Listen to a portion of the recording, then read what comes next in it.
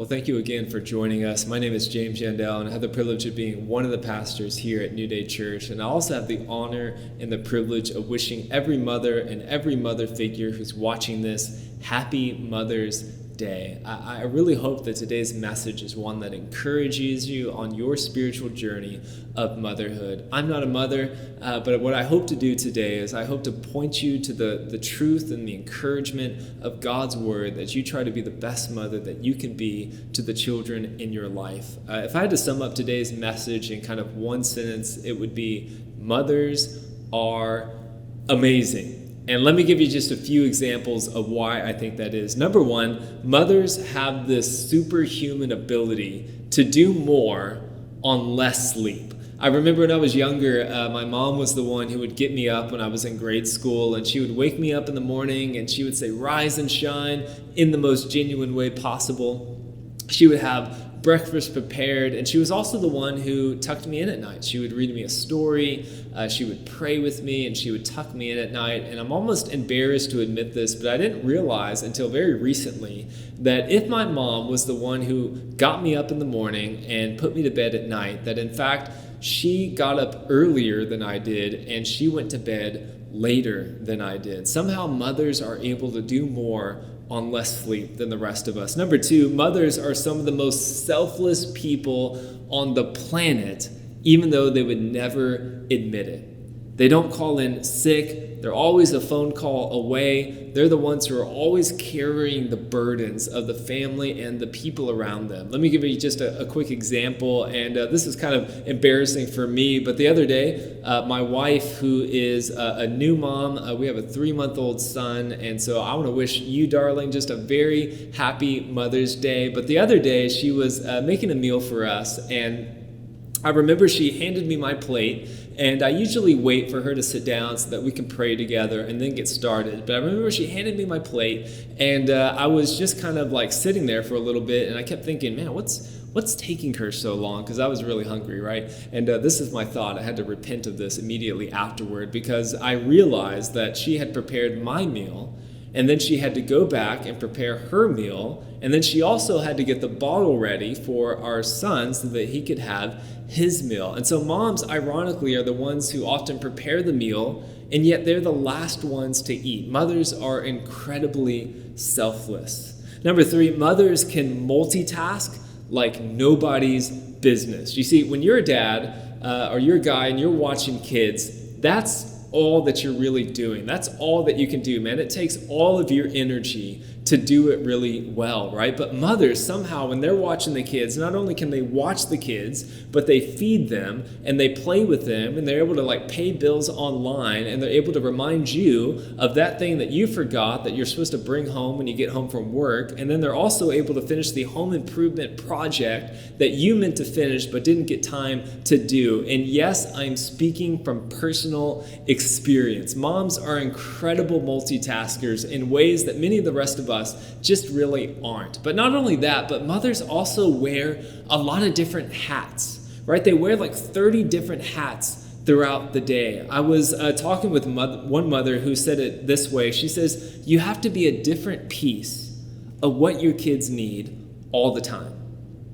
One minute you're making a meal because they're hungry. The next minute you're playing with them and have to use your imagination. And the next minute you're helping them on school assignments of subjects that you have long forgotten. Mothers wear all these different hats all the time. And so mothers are amazing. I think we would all agree with that. And yet, as amazing as mothers are, I have personally never met a mother who thought that they were doing a good job. I've never met a mother who said, man, I'm just knocking this mothering thing out of the ballpark. I'm doing an amazing job at mothering. Instead, I hear things like this: I'm not ready to be a mom. You hear this often from women who are going into a pregnancy season of life, or especially for new moms in those first few months. I'm not ready to be a mom. You hear this sometimes: I'm a bad mother. Or maybe if you don't say that, you think that in your mind. I'm a bad mother because I should have done this, but I didn't. Or I shouldn't have done this, but I did. I hear sometimes that mothers compare themselves to other mothers. working mothers comparing themselves to stay-at-home moms, and stay-at-home moms compare themselves to working moms, and single moms comparing themselves to married moms, and every mom comparing themselves to the moms of Instagram and of Etsy and of Facebook. I've never heard a mom say that she's amazing at what she does, and yet I was wondering, why is that? And why are these amazing human beings so hard on themselves? And so in talking with different mothers and with researching a little bit, I found there's a very real thing called mom guilt. And I didn't know about this before I was researching this, but I'm sure every mom who's watching this has experienced this to some extent. It's a very real thing. And this is this idea that mothers have anxiety. And there's this notion that they're not doing enough, that they're not loving enough, that they're not good enough for their kids. In fact, there was a study done in the UK in which they found that 87% of mothers feel this at some time in their lifetime. But not only that, but nearly a quarter of mothers feel this most or all the time. A quarter of mothers feel this all the time, that they're not good enough or that they're not doing enough. And so whether motherhood is a path that you desire in your lifetime, or whether it's something that you chose, or whether it's something that kind of chose you, what I want to do today is I just want to encourage you with a very simple thought. If you're someone here who's asking yourself the question, am I doing this right? Am I doing mothering right? I want to give you the simple truth. And the truth is this: motherhood is not a checklist. Motherhood is not a checklist of do's and don'ts, of what you should do and what you shouldn't do. It's not a to-do list that you will ever complete, but in fact, it's something deeper. It's a relational bond that you have with another human being. And in fact, I do not exaggerate when I say that a mother's love for their child is the most clearly evident expression of God's love for us on this earth. And let me prove it. In Isaiah chapter 66, this is what God says. He says, "As a mother comforts her child, so I will comfort you, O Jerusalem." So it's like God wanted to communicate to his people comfort and love and support. And he says, if you just want to know how deep it is, go to a mother and the way that she comforts and supports her children. And that's the level of comfort that I have for you. That in fact, even God uses it as an analogy for his own love. See, God never intended you to think of your mothering as an assignment from him that he's grading you on, or an assignment that anyone else needs to be grading you on. But in fact, motherhood is something else. It's something deeper. It's born out of God's love, and it's an expression of God's love for the people around you. So I want to explore motherhood today from a biblical perspective, and what I hope is something that is encouraging you in your own journey of motherhood. So we're going to be looking at different passages, and I invite you to open up all those different passages. And the first one that we're going to look in today is in Genesis chapter 1, starting in verse 27. Genesis 1, verse 27 and verse 28. This is what it says. It says, "So God created man in his own image. In the image of God, he created him. Male and female, he created them. And God blessed them. And God said to them, 'Be fruitful and multiply and fill the earth and subdue it, and have dominion over the fish of the sea and over the birds of the heavens and over every living thing that moves on the ground.'" And so as you think about your motherhood, I want to share something that I see in these verses that I hope that is encouraging to you. And that's this: with motherhood, God did not write a checklist. He created a calling. God did not write a checklist with motherhood, but instead he created a very intimate calling in which he calls you to walk with him as you walk with another human being. The calling of motherhood is God's idea.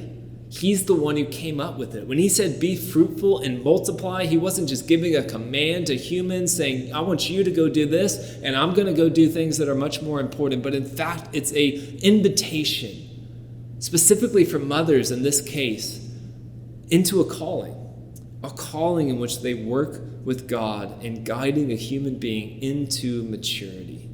This is what the motherhood calling is.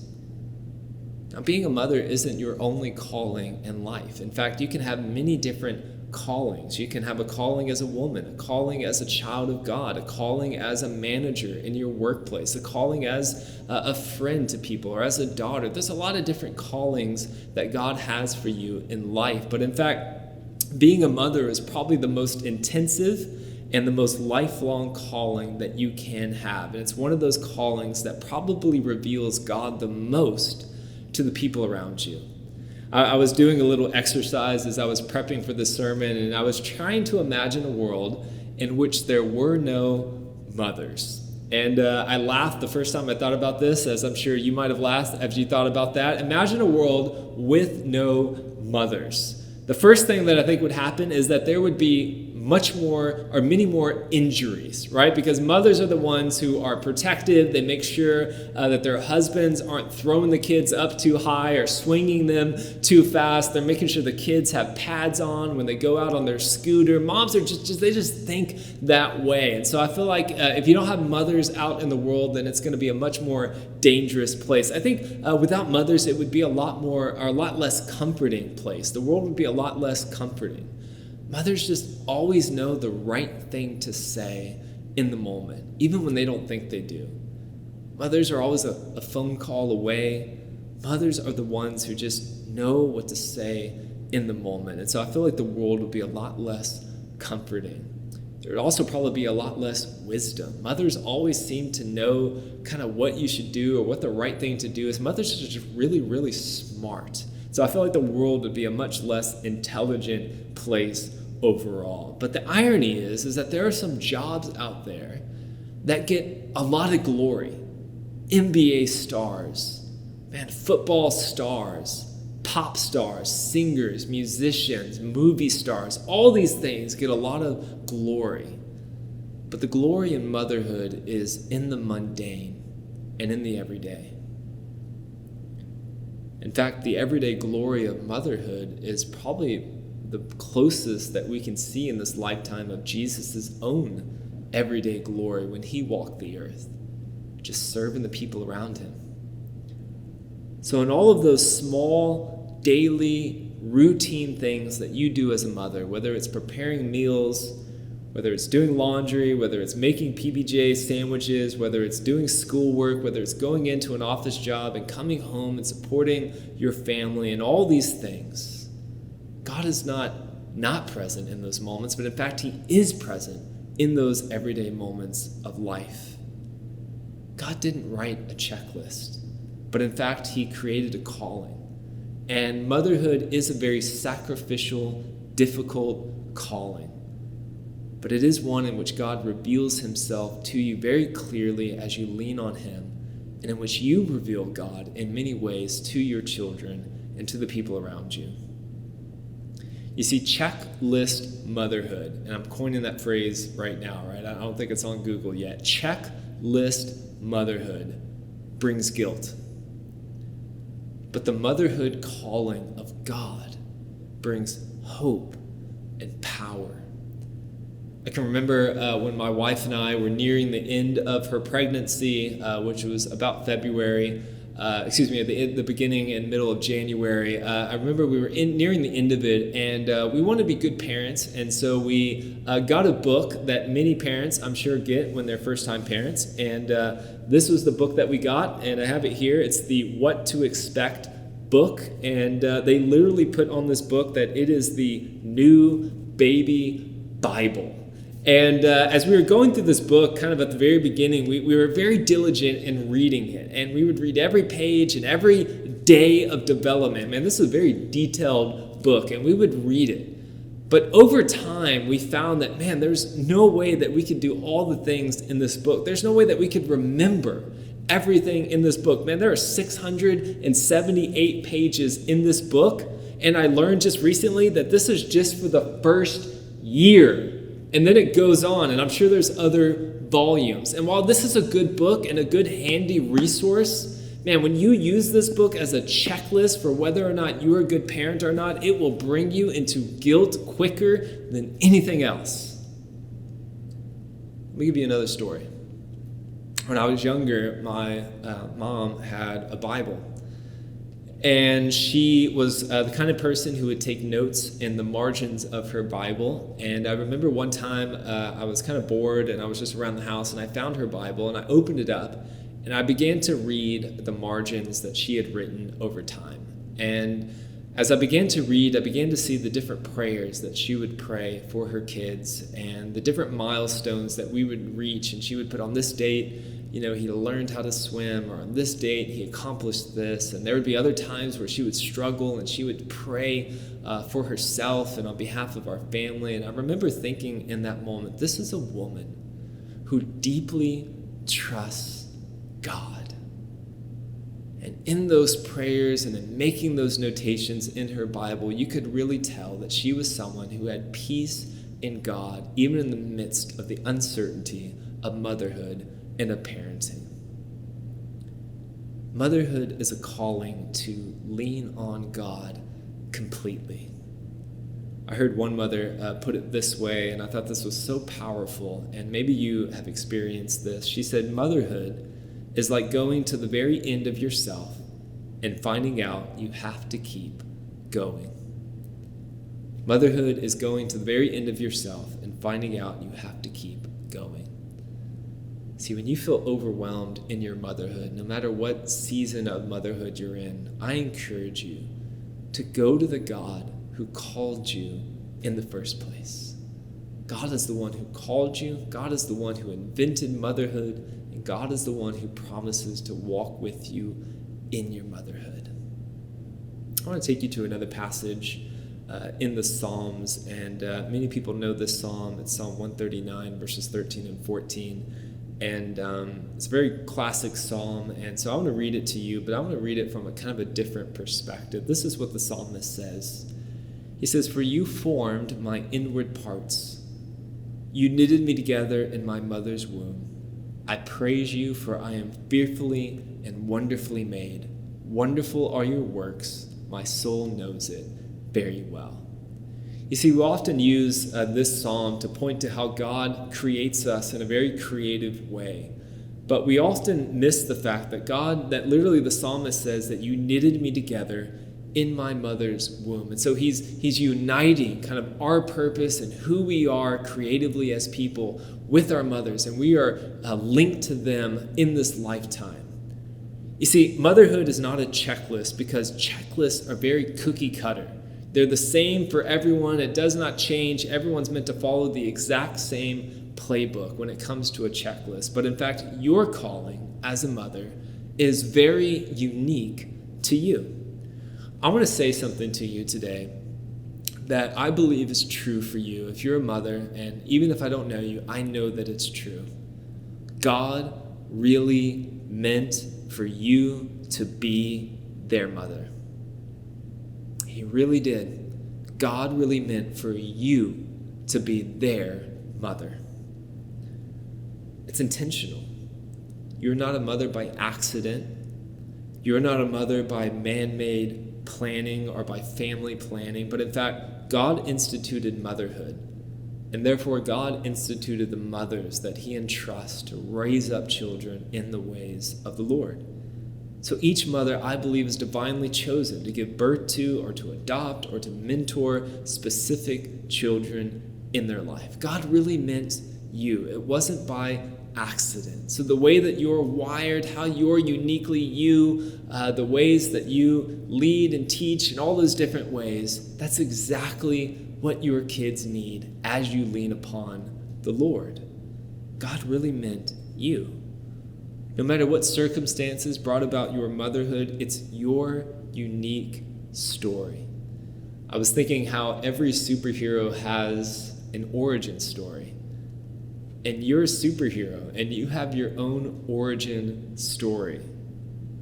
And looking back on your story and looking about the way that you became a mother, even if there are circumstances that you don't necessarily want to remember, in those moments, I would say, man, don't focus on the past. Focus on the calling that God has for you in this moment and in the future, to be a mother and to love this child and raise them up in the ways of the Lord. Your past does not invalidate your motherhood. It empowers it as you use it to trust God and lean on him more heavily.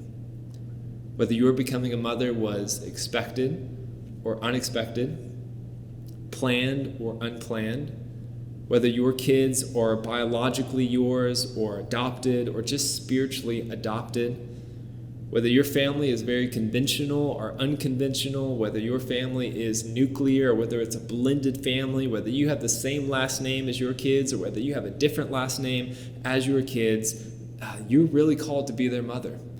Your circumstances of how it came about does not invalidate your calling as a mom. Now, I want to take a moment just to celebrate every woman who loves kids who are not biologically their own. Man, you have a special place in my heart, and I just want to honor you here for a moment. In fact, there was a woman in my church when I was growing up who would always tell me, "Hey, I'm praying for your wife." And every time I saw her, she would tell me that. That's literally the first thing that she would say, "I'm praying for your wife." That was 10 years ago. And every time I've seen her in the past 10 years, she has told me this, "I'm praying for your wife." She believed that God was bringing someone into my life before even I believed that. And then God brought that person into my life. And she still tells me, "I'm praying for you and for your wife." And she has a special place in my heart as a mother to me. And so if you're someone who has a special place for kids and you spiritually adopt kids in your life, I just want to say, man, I just want to honor you and say you have a special place in my heart. I think that truly reflects the love of God. No matter what circumstances brought about your motherhood, God really meant for you to be their mother. You can do this because you are called. And the God who called you also empowers you to love and to be a mother. I want to switch gears here for a moment, and I got to laugh because I feel like you can't have a Mother's Day sermon without talking about a particular chapter of the Bible. And some of you right now can probably guess what that chapter is. And if you don't know what chapter I'm talking about, the chapter is Proverbs 31. You ever heard this before? Proverbs 31, woman. In fact, this is called the woman kind of chapter of the Bible. And it's often used as a model for women and specifically for mothers of kind of what does a godly, good mother look like. And in many ways, it can look like a checklist. And I'm sure maybe you in your motherhood have gone to this chapter, have researched, have studied it, and have used it as a checklist for your life. And if that's you this morning, I want to invite you to look at it from a slightly different perspective. But before we do that, I invite you to turn there with me. It's in Proverbs chapter 31, starting in verse 10. And we're going to read this entire passage. And I imagine as we read it, you may be comparing yourself to the person described in this passage. So we're going to talk about that in a second. So let's read this together. It says, "An excellent woman or an excellent wife, who can find? She is far more precious than jewels. The heart of her husband trusts in her, and he will have no lack of gain. She does him good and not harm all the days of her life. She seeks wool and flax and works with willing hands. She is like the ships of the merchant. She brings her food from afar. She rises while it is yet in the night and provides food for her household and portions for her maidens. She considers a field and buys it. With the fruit of her hand, she plants a vineyard."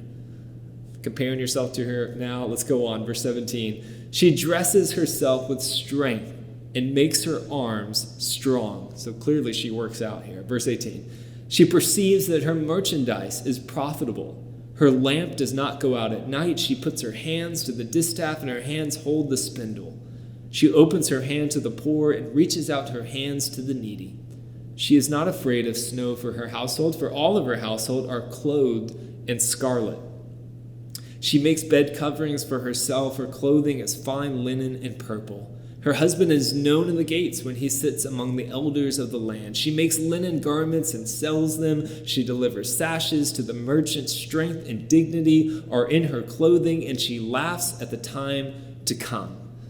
This is a really long bio of this woman. Verse 26. "She opens her mouth with wisdom, and the teaching of kindness is on her tongue. She looks well to the ways of her household and does not eat the bread of idleness. Her children rise up and call her blessed, her husband also, and he praises her. Many women have done excellently, but you surpassed them all. Charm is deceitful, beauty is vain, but a woman who fears the Lord is to be praised. Give her the fruit of her hands, and let the works praise her in the gates. Wow. That woman is doing a lot.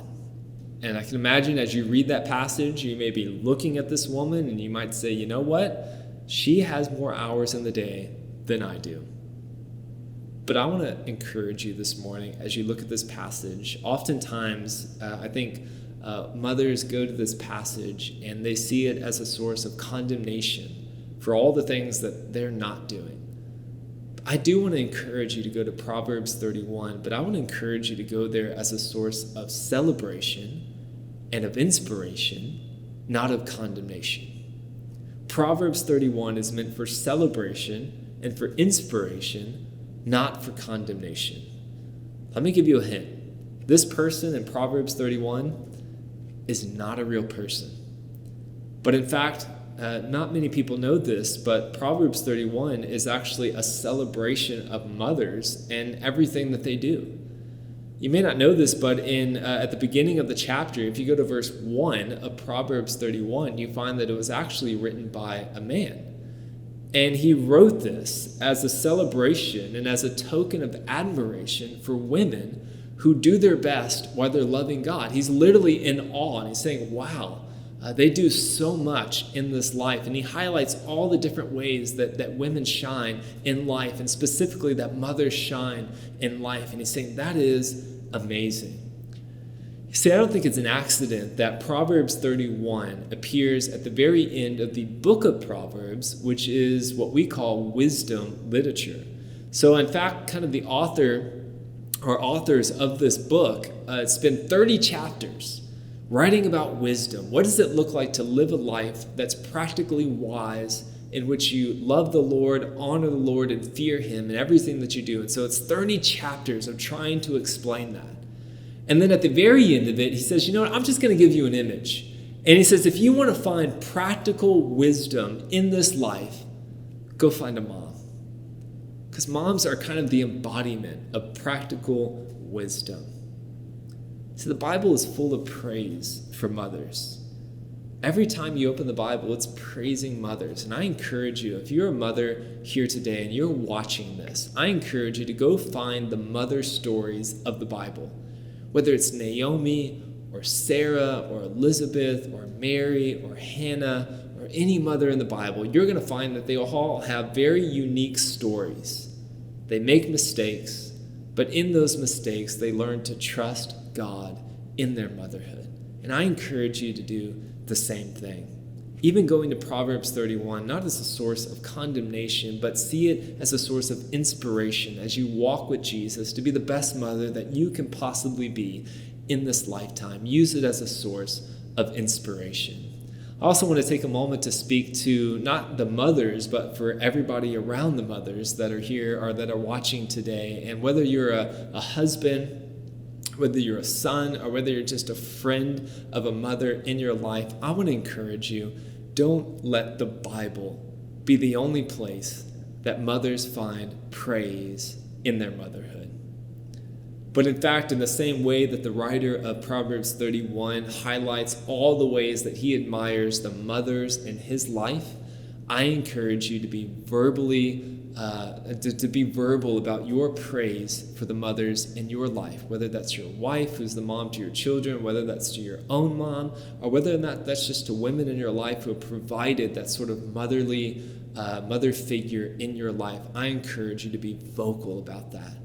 Motherhood is a hard job, so I hear.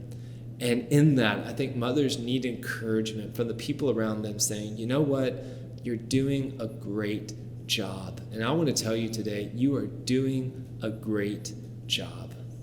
Proverbs 31 is a great place to find inspiration. I believe that you can do it because it is your calling, and the God who called you is also the one who promises to walk with you. Motherhood is hard, and it is one of the most sacrificial roles that a person can play in this lifetime. It's a journey of a lifetime. No matter how old your kids get, you're always a mother, no matter what. And so in that, I just want to leave you just with one kind of lasting encouragement in your motherhood and in your calling. And it's this: in your calling, Jesus is calling. You see, the reason that motherhood is not a checklist is that a checklist means that you go off and you do something. You go off, God delegated it to you, you go off and you do it in your own power. But in fact, the fact that motherhood is a calling means that Jesus is not saying go and do, he's saying come stay near to me as you do it. Motherhood is a calling, and in that calling, Jesus is calling you to fully trust and depend on him. When your 3-month-old is screaming at 2 a.m. in the night and nothing you're doing is working, Jesus is calling. And when your kids get a little older and they turn teenagers and they seem to change into monsters overnight and they go crazy, Jesus is calling. And when your kids leave the nest and when they don't call you as much as you would like, Jesus is calling. See, Jesus promises to be with you in the ups and downs of motherhood, in the good and bad, in the best seasons and in the worst seasons. He promises to be a constant, stable presence in your life in the same way that you're a constant, stable presence for your kids. All these things are invitations to trust and call on him. On behalf of every son, on behalf of every daughter, on behalf of every friend, on behalf of every person who knows you, I want to say that we know that you're not perfect. We know that. But we still think that you are amazing. I want to just say, God bless you on this Mother's Day and every day. You're an amazing gift to this world, whoever you are. Thank you so much for watching today, and happy Mother's Day.